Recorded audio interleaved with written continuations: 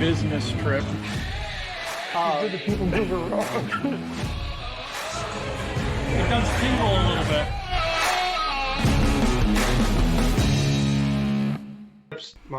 Hey, everybody, it's Matt with the DPI podcast, and it is Disney Top 3 time. I've got Peter with Princesses and the Mouse Disney Travel, and what we're going to do is we are going to pull out a poker chip that has a number on it. I've got a spreadsheet with a corresponding list of categories that we're going to pick our favorite or our least favorite items from, and we're going to have some fun with it. If you've got any ideas for the show, go over to the website, patmdisneytravel.wixsite.com/planning. Up in the top right corner, you can add a comment and give us an idea for a show.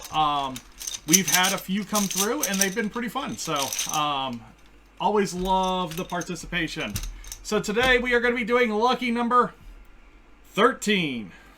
There's not a lucky number. I know. It's also a no wait time on. Oh, that's true. That's Haunted a walk Mansion. online on Tower of Terror. Yep, you're absolutely right. It is.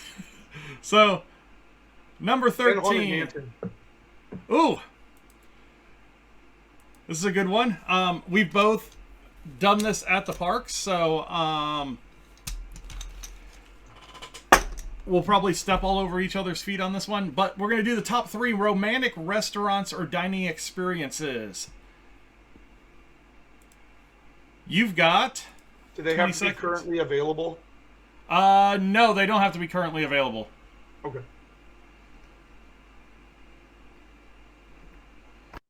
Planning your first trip and getting overwhelmed by all the details? Planning your next trip and just want some new suggestions on things you haven't tried? Contact me at Princess and the Mouse Travel, and I'd love to work with you planning your next trip to the most magical place on earth. You can contact Princesses and the Mouse Disney Travel on Facebook at PATM Disney Travel. We need to have a coin on ones like this, just so we can figure out who goes first and who doesn't. We need to, during this time, have a quick spout out so that we're like, okay, you do that, I'll do this, you do that, I'll do this. No, that's not fair, because I mean, part of the fun of this is kind of stepping on each other's feet. So I'm going to let you go first, because I've got 4. Okay. So I think I can survive 2. I know there's no way that you're going to take my number 1, because you haven't done it. So really, I just need to survive these first 2. Yeah. Okay, so it's a little cliche. So I'm going to go with kind of a cliche one for my number 3. And that is if you are on a couples only trip, which totally love couples only trips. My wife and I have now been on 3 or so couples only trips. Matt and I have been on a couples only trip. Yep. Which was romantic. He kept leaving to go to the bar.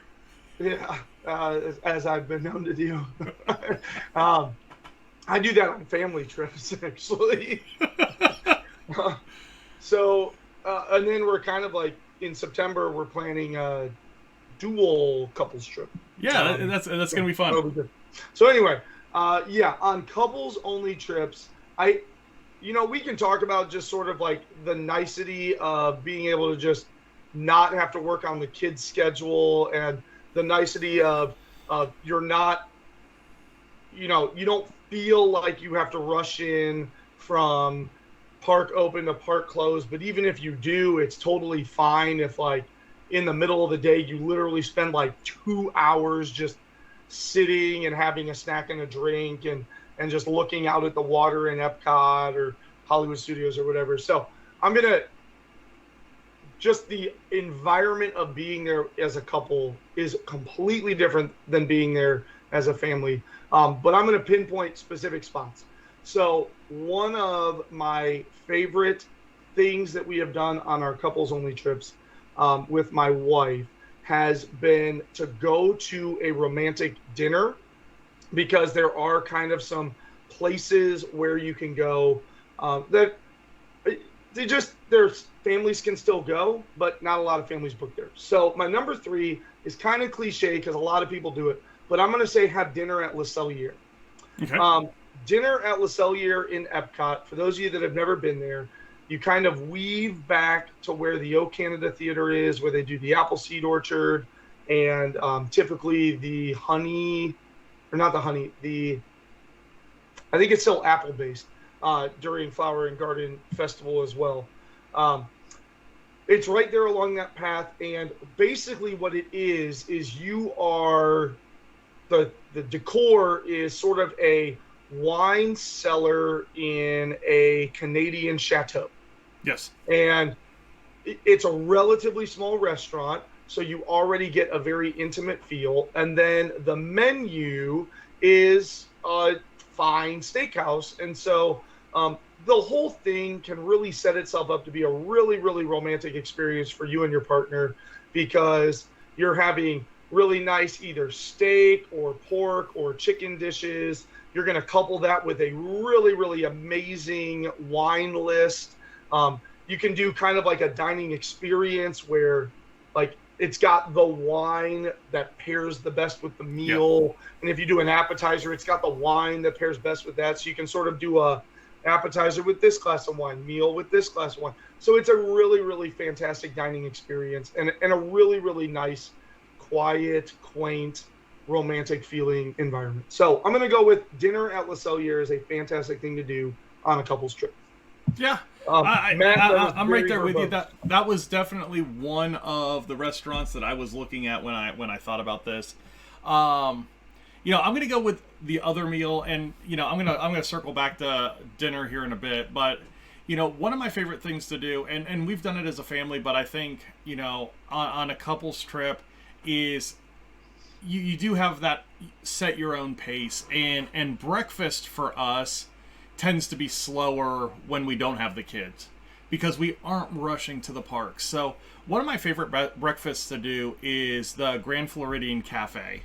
And it's a great little restaurant, and it's usually got a ton of availability, but it's one of the only places that you can get a large Mickey waffle. So Shannon loves it.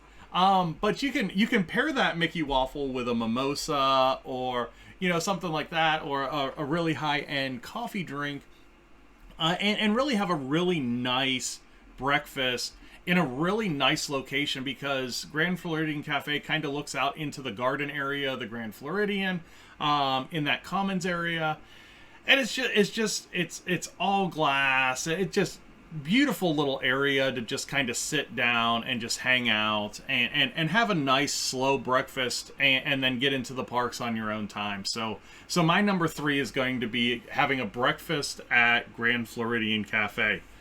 Let's go ahead and get into our number 2.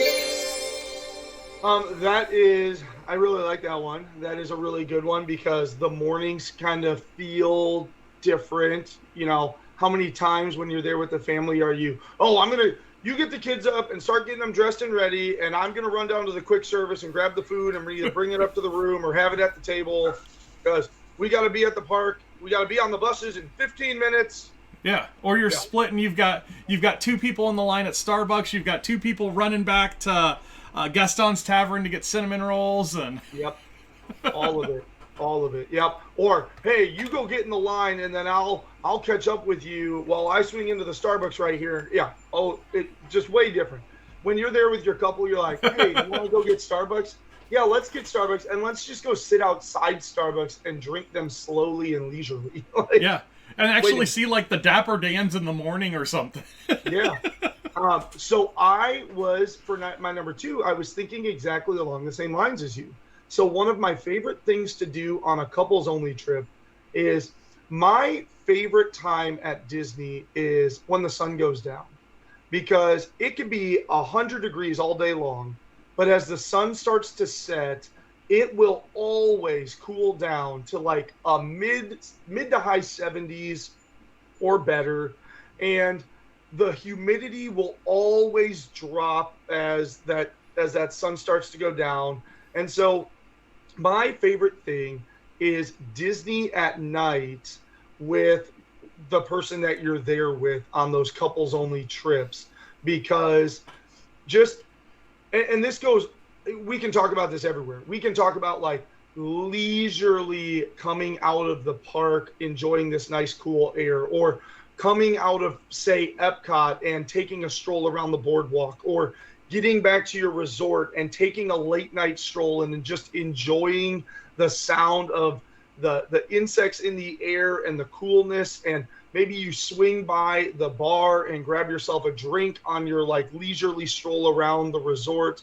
Just going for late night walks is one of my favorite things to do. It's just a great time. Just kind of decompress from the day, just enjoy a nice conversation with one another away from because you can still get in the hustle and bustle of, oh, let's go to this right now. Ooh, we've got this dining reservation in a little bit. Yeah. Like, so at night, you're not rushing back to the room. You don't have to leave a parent in the room with the kids. You can just enjoy some time together, whether that is taking a leisurely stroll or going to one of the night situations. Like, I love going to Abracadabra and other things because we do stay around the boardwalk quite a bit.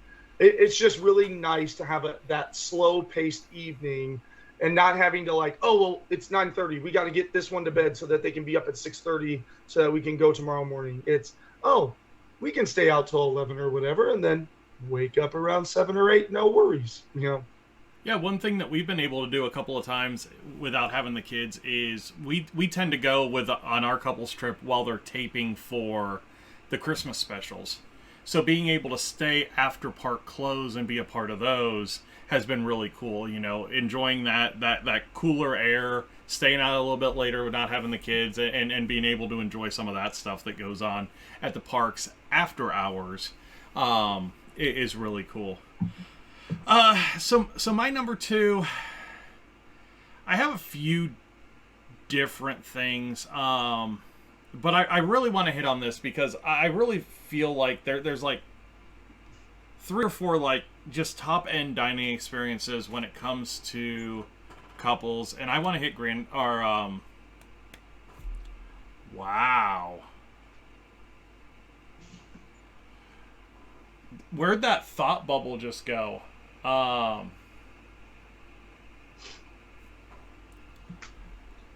have no clue what that thought was. It is something. Pick a high-end dining experience. Yeah, well, that's the thing. What's the Do one? you remember the park? Was it in a park? No, it was on top of the Contemporary.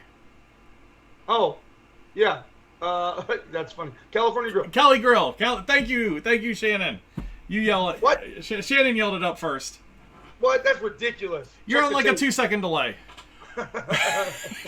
California Grill. And California Grill, during the 50th, it's had a really cool menu and wine pairings thing, but California Grill is a great place to kind of get dressed up, go have a nice meal, and then, you know, just stay there and watch the fireworks from there. You've got a great observation deck there that as long as you've got a reservation from 5 o'clock on that day, you can enjoy the fireworks from that observation deck. Grab, a glass of wine or a drink, go out there, chill out, watch the Magic Kingdom fireworks show. Just a really, really cool, just high-end experience. I mean, there's a lot of high-end experiences at Disney, but just, one of those signature experiences is, having a dinner at Cali Grill, watching the fireworks from there, and, you're getting your highway dine in the sky. Hey, you sell that. Shut up. Don't steal number 1.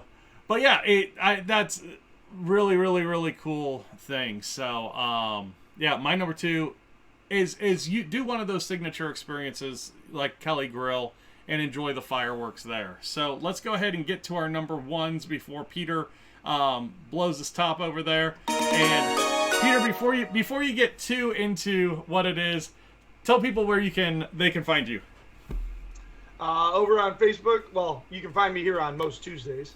But, we're getting into golf season, so. Yeah, that's true. Golf season starts in a week and a half. We'll see what happens. No, so Facebook's the best place. If you just find me there, send me a message or go to our Wix site. I think so Princess and the Mouse Travel, if you find me on Facebook, you can send me a messenger directly. Wix site scrolls throughout this podcast.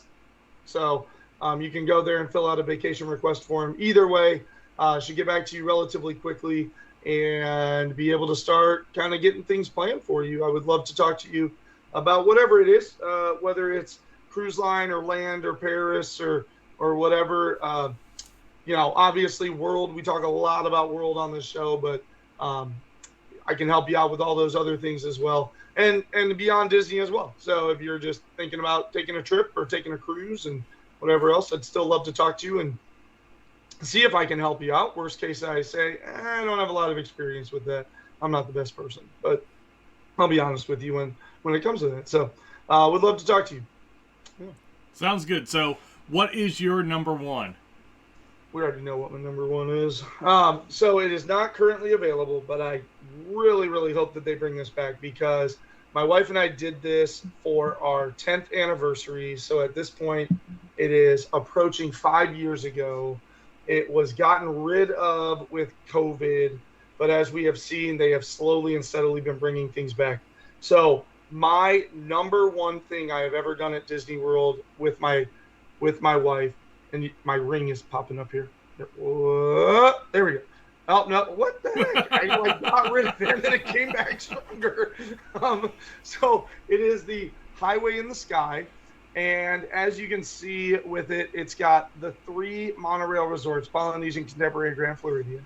The way that it worked is it's a little bit pricey, but you start at, then it was called the Wave. Now it would be Steakhouse 71. You start in the lobby of that with an appetizer, and then you board the monorail and you head around to Polynesian. And at Polynesian, you go to kind of a private roped off area near Ohana, and they bring you appetizers along with some drinks.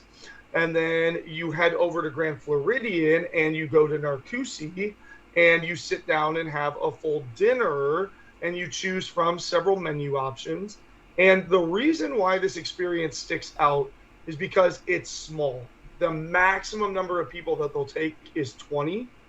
And when we went, it was 6 couples and 2, it was a group of 4 like gal pals, and then it was a family where it was like 2 teenage kids with a mom and dad, which is totally allowed. There is a minimum age, so you can't be under like the age of 12, I think, or something like that, in order to do this experience. But because of the way it sorted itself out, they took the 2 foursomes out to some tables by the windows, and then they took the 12 of us, and the 12 is exactly the number that fits around the chef table inside of the wine cellar at Narcoosee's. And so we got to eat this amazing meal, and we got kind of doted upon because you basically get one of the, it's not the chef, but one of the cooks from the kitchen, whether it was the sous or the person in charge of like plating or whatever, they were kind of your waiter, and they were coming out to explain your dishes and just sort of giving you like this nth degree treatment. And then after, it was the mop boy. right. It was the pleasure, Alfredo linguine. So then you get back on the monorail, you go all the way back around to Contemporary where you started, and they bring you up to this like private balcony right underneath of California Grill where Matt was just talking about. And so they have seats out, and you have desserts, and again, more drinks, and you get this sort of like, they pipe in the music, and you have this like private viewing from a distance of the fireworks show over at Magic Kingdom. And so it was beyond worth it. We were there for our 10th anniversary, and we actually did it on our 10th anniversary.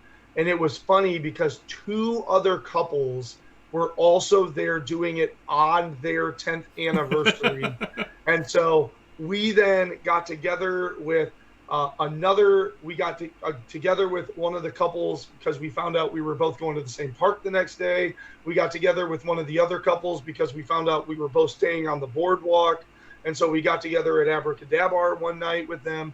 We still talked to both of those couples. When we were there in October, one of those couples was there with their family, and we met them outside of Sunshine Tree Terrace. And we sat down for like 45 minutes just having ice cream and stuff like that because we were both at the Not So Scary party together. And the other couple lives in Chattanooga. And so when we're driving, we'll try to stay near Chattanooga or kind of move through Chattanooga at a time where we can like get together for lunch and get out of the car for a bit. So like the experience was amazing. The itinerary was amazing. It's really cool to hop from thing to thing to thing. It's this really romantic experience, this really unique experience. And you're going to also get, because it's so intimate, you're going to get to know some people, and those people have become a part of our lives, which is really, really cool approaching 5 years later. Yeah. So. No, that's awesome. That's awesome. Great number one. You know, my number one, I'm going to go somewhere different. It's not something that Shannon and I have done by ourselves. We've always done it with the family, but it is something that could make a great couples experience. And that's getting one of the photography sessions, whether it's a capture your moment or... I knew it was going to be your number one because I was going to bring that up. I was like, no, Matt will kill me. Nope, he's going to talk about photography sessions. Dude. I was like, we have a friend who did engagement photos, and they were amazing. And yeah, you keep talking about it. Yes. I mean, the capture a moment, you can add on to a photo pass for $20 for 15 minutes, $25 for 15 minutes. And you can book them back to back. So you can actually get like a half-hour photo session for like under $100 with a Disney photographer. Or you can get all the way up into, you know, where you get the family pictures. You can get engagement photos there. You can get, you know, high school graduation photos there. Anything that you want. And that stuff's starting to come back. Not full-fledged yet. The Capture Your Moments back, but nothing else has come back from fine art yet. But it is stuff that's going to come back because they made an absolute killing on it, and there's always a huge demand for that kind of stuff. On top of that, you can get married there. I mean, it's a lot of money. I won't say that I haven't looked at it. But I mean, even for, you know, $15,000, $20,000, you can get married and have a small wedding at Disney, which is pretty cool when you think about what you're going to spend $15,000, $20,000 on in your hometown, especially if you live in a big city. So, but no, getting back to the photos, no, just a really cool idea. A lot of times you have dedicated PhotoPass photographers. In some of the sessions you have a photographer and an assistant. Some of the sessions you have two photographers. So it's a lot of fun.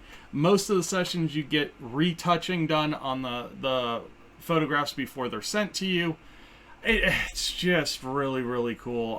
Some of the ones that Shannon and I have gotten together in our family sessions have been fantastic photos that we've got up around the house. So no, just a great idea, something kind of outside of the box a little bit that you have to look for because it's not really widely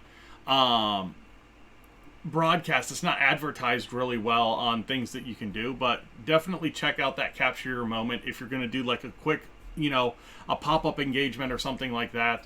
You know, great idea to have a Disney PhotoPass photographer with their equipment there to capture it. So my number one is going to be get some professional photos done at Disney. So Peter, I did know. I knew that was going to be your number one. So I was like, all right. It really depended on where you went because I was going to go with a tour as well, but since you went with kind of like an Adventures by Disney type thing for your number one, I was staying away from that. And my wife and I have done other tours. Like I talked specifically about the Highway in the Sky, but tours in general. My wife and I have done the Wild Africa Trek. We did the Taste of Magic Kingdom. Like tours are 100% something you should be thinking about doing if you are on an adults only trip, because toting around the kids, they don't care. But if you're a Disney fan, which I mean, you obviously are, you're going on a couples only trip to Disney. Yeah. Like it is a fantastic use of a few hours of your day to see Disney a completely different way. Like, we have pretty much every time my wife and I go down on a trip, we're like, let's try to do another tour. Yeah. Well, I mean, in the behind the scenes stuff, you talk about some of that stuff. We've been in the Christmas, the holiday warehouse. We've been in the casting and costuming building. We've been in places that you'd never go unless you were doing one of those tours. And just, it's a great idea, especially if you're both Disney lovers, to check out some of those behind the scenes places and have some different people talk to you about Disney and how it works. You know, there's tours that get you down into the utilidors. There's tours that get you into some of the kitchen areas, that kind of stuff. I mean, it's all about what you're into. So, yeah. It really is. It's really cool. Well, Peter, another good top 3. Thanks for joining us. Hopefully, you'll be back next week. Yeah? Eh? Yeah, next week. Yeah. Okay, cool. We will see you next week then. Thank you guys all for joining us. A question mark. We'll see. All right. Hey, thanks for checking us out today. Don't forget to hit those like and subscribe buttons to help out the channel. Also, if you're looking for some more Disney content, check this out. I think you're going to like it.